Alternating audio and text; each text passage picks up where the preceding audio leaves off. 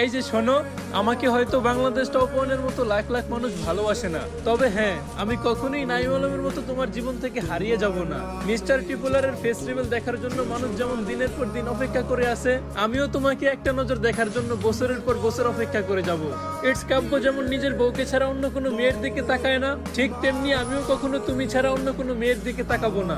কখনো যদি দেখি তোমার অনেক মন খারাপ, তাহলে আমি তোমাকে রিওমরের মতো কবিতা শুনিয়ে তোমার মন ভালো করে দেব।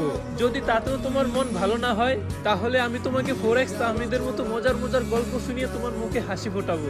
তুমি যদি আমাকে একে মিরাজের মতো ভরসা করতে পারো, তাহলে আমি কখনোই গেমিং উইথ তালহার মতো তোমার উপর বিরক্ত হয়ে তোমাকে ছেড়ে দিব না।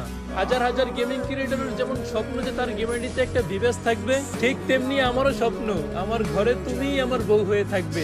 কখনো যদি তুমি আমাকে যারা গেমিং এর মতো ছেড়ে চলে যাও, আমি রোস্টেড গেমিং এর মতোই তোমাকে দোষারোপ না করে তোমার জন্য সারা জীবন অপেক্ষা করে যাব।